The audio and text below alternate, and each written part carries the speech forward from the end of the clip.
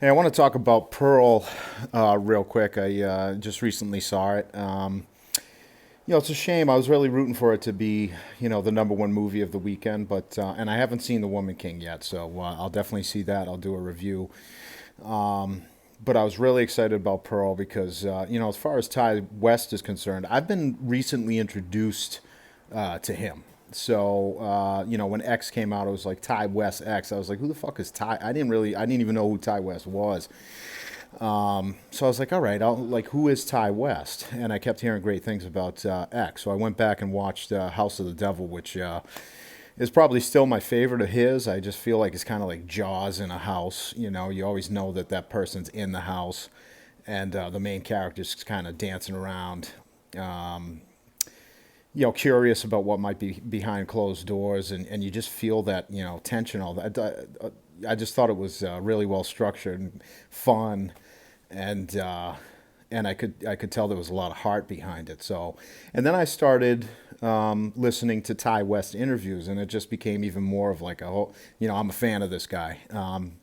I think he's able to give real, honest opinions about just filmmaking. He's not out there saying, "Oh, I'm lucky I get to do what I, love and stuff like that." I mean, he's brutally honest about, what it takes to make a film, and the fact that most of the time it's an exhausting, traumatic experience from, writing the picture all the way to the final cut, and how brutal it can be on set that a lot of people don't realize. You're there for a long time, and you're getting 4, 5, 6 hours of sleep maybe, and you got to do your homework at night, especially for a director, and make sure you got answers for everybody because they're coming, and they're coming, fast and brutal. So the fact that he was able to do these two pictures back to back is already astounding to me. And then I listened to an interview where he discussed the post production process and how he tried to let's edit X in the morning with an editor and then do Pearl in the afternoon, and that was just too daunting, and it was just too much, which I would figure it would be. But he did edit Pearl by himself. He didn't have another person there with him, like he did for X. And I got to be honest with you. I mean, I like Pearl better than X. I really like the filmmaking of X. I really think the craftsmanship is really mature. And Ty West states himself that he was working on, a bunch of TV shows and stuff like that, and was able to really put in a lot of repetitions in order to get to a place, to direct X as well as it was directed. And that's always a pleasure for me to see. Seeing the director have complete control of everything, including the audience. And I think X is able to achieve that. With Pearl, I like how that there are horror tropes. And what I mean by that is like, in the beginning of the film, you see Pearl's mother with an axe. Okay, and then she puts it down into like the trunk of a tree or something like that. And so you already know this is going to be a murder weapon. And it's not cheap because he's using the genre in order to tell the story. So, like, he's taking that shot, in my opinion, to stay true to the genre that he's telling this story through, and doing it well, but still able to, in my opinion, just do a character study. So on the top, which I think is important, on the surface of the film, I think you do have to appease the audience in that way. If you're coming to see a horror film and it's marketed as a horror film, as Pearl is, then I think you have to put horror elements in there. Obviously, like classic traditional horror elements, and that shot in particular is one of my favorites. And it's so cool that axe, how it's used in the end, like the final kill, and those, you'll know what I'm talking about, and hopefully you've seen it. The color is fantastic. The editing is great, and the fact that he edited it himself Man, it just got me excited as soon as I saw his name, excuse me, in the title cards as an editor, because I was like, all right, let's see just how much control and how much pacing, and see if there are any issues or if this is going to be real talented. And of course, it was the latter. It was just somebody who has a real talent. So the pacing was fantastic. The establishment shot of the Scarecrow and what it meant to the film, and then how it would change. It would change the atmosphere. Just going back to that shot was fantastic. That was the most, in my opinion, that was the most beautiful part of the film, with the various establishing shots of her on the road passing the Scarecrow after we've established what she did to the Scarecrow in the beginning.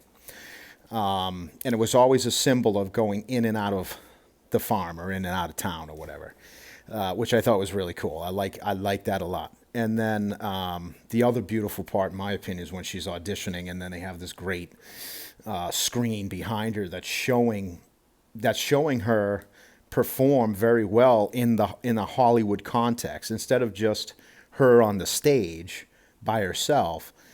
Ty was able to put these really nice Hollywood images behind her, and it just was awesome. And you're just like, oh shit, I wonder if she really does get this part. And then of course, whatever happens, and then it's just that one wonderful monologue, which I was not expect. Like, I thought this monologue was going to be,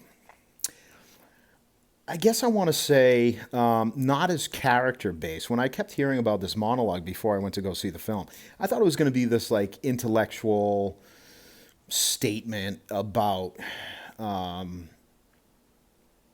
just who we are right now.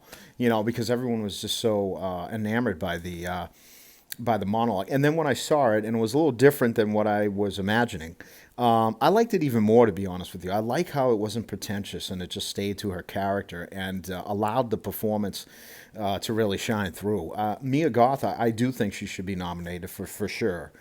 We'll see what else obviously comes out between now and whatever, December or January or whatever. But that is I think that's an extraordinary performance. And even X, she played both characters. She played the young girl and the old woman. This was even much more special because I think Ty West wanted the performance to breathe, and wanted what they had created to really shine through. And there was no flashy shit. Whenever I see flashy stuff, to me it means insecurity. You know what I mean?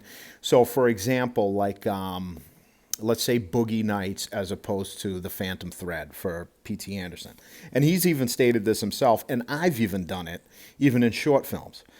I made this short film called Fear and Control. Fucking dolly moves everywhere. The fucking editing's all over the place. And then you look at Invasion, and it's just clean cut shots that allow everything to be. And it shows a certain confidence, in my opinion. Just like Boogie Nights is a brilliant film, I think it's still his masterpiece because it was able to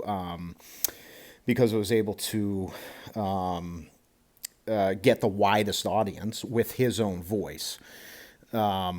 It still is like that young filmmaker insecurity kind of stuff, where it's the camera's constantly moving, and like, the edits are flashy, and hey, aren't I such a great filmmaker kind of thing that you do when you're young, that I don't think plagues you when you're older. You're just like, well, let's tone it back. Let's actually be confident in filmmaking.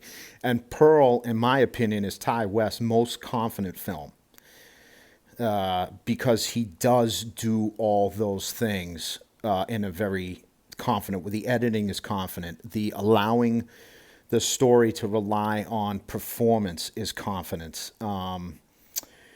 Thinking that this is the right story to tell, I think, is confidence. And I'm sure, going into it, yeah, before making a film, I think especially at this level, I mean, Ty West, unfortunately, he's a name, certainly a horror name.